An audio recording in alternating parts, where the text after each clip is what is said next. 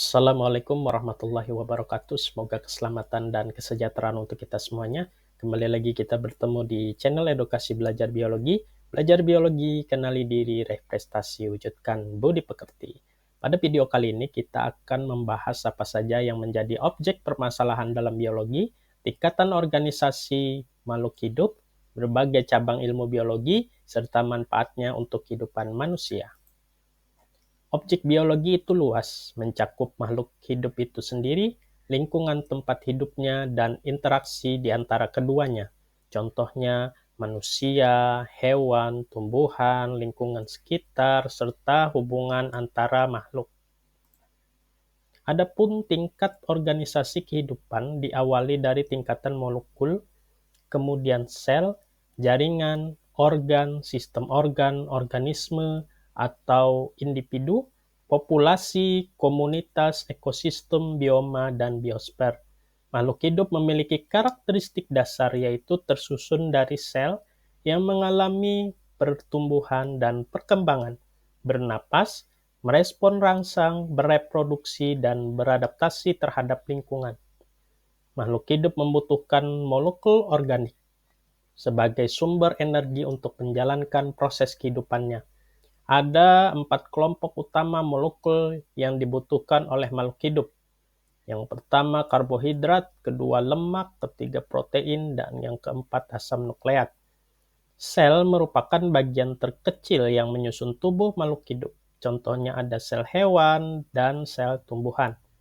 Kemudian jaringan pada hewan atau manusia terdiri atas berbagai macam jaringan, di antaranya jaringan epitel, jaringan saraf, jaringan otot, jaringan ikat, jaringan rangka, dan jaringan darah. Sedangkan pada jaringan tumbuhan terdiri atas beberapa macam, di antaranya jaringan epidermis, jaringan pengangkut, jaringan penguat, jaringan mesofil, jaringan parenkim, dan jaringan meristem.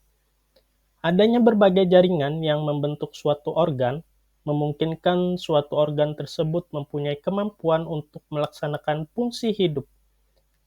Contohnya adalah organ jantung yang berperan untuk memompa darah. Kemudian organ paru-paru untuk pertukaran oksigen, kemudian organ telinga untuk mendengar, dan organ mata untuk melihat. Sistem organ adalah gabungan dari beberapa organ yang bekerja sama untuk menjalankan fungsi tertentu dalam tubuh. Organ-organ ini saling mendukung dan terkoordinasi untuk melakukan tugas-tugas yang lebih kompleks seperti pencernaan makanan atau peredaran darah. Individu dapat berupa organisme bersel tunggal atau uniseluler, juga bersel banyak atau multiseluler. Contohnya organisme bersel tunggal yaitu bakteri dan protozoa. Populasi adalah kumpulan individu dari spesies yang sama yang hidup di suatu daerah tertentu pada waktu yang sama. Contohnya semua ikan di sebuah kolam. Berikutnya komunitas adalah kumpulan populasi yang berbeda yang hidup dan saling berinteraksi di suatu daerah tertentu.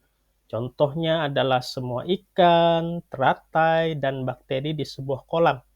Adapun ekosistem adalah sistem yang terdiri dari komponen hidup dan tak hidup yang saling berinteraksi. Contohnya kolam dengan ikan, teratai, bakteri, air, dan sinar matahari.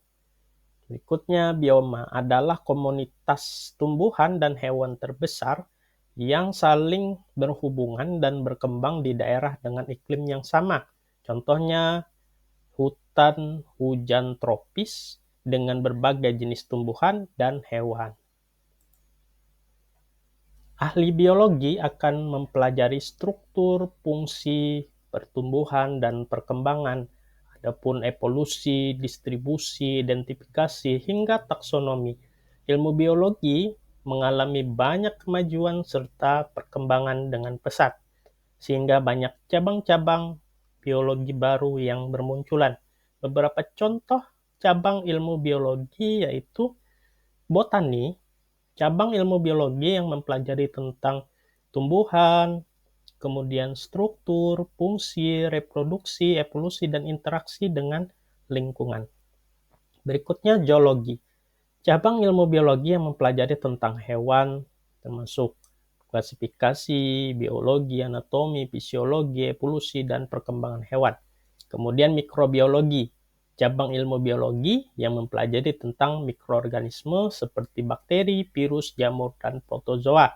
Kemudian anatomi, cabang ilmu biologi yang mempelajari tentang struktur tubuh makhluk hidup, baik tumbuhan maupun hewan, termasuk sistem organ, jaringan, dan sel.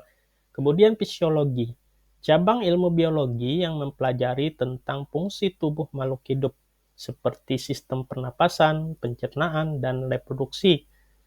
Ada genetika, cabang ilmu biologi yang mempelajari tentang pewarisan sifat dan variasi genetik dalam makhluk hidup.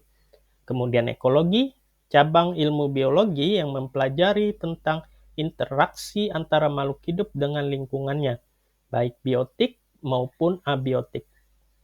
Bioteknologi adalah cabang ilmu biologi yang memanfaatkan organisme, sel, atau bagiannya untuk menghasilkan produk atau jasa yang bermanfaat bagi manusia. Biologi sangat bermanfaat bagi manusia, mulai dari penemuan obat, pemuliaan tanaman pangan, pelestarian lingkungan, hingga pembuatan produk industri ramah lingkungan.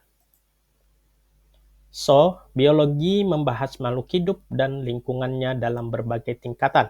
Ilmu ini punya banyak cabang yang sangat bermanfaat dalam kehidupan sehari-hari. Cukup sekian materi kita pada video pembelajaran hari ini. Salah hilap Bapak baik dalam berkata-kata maupun menyampaikan. Bapak mohon maaf. Sampai jumpa di video pembelajaran selanjutnya. Terima kasih.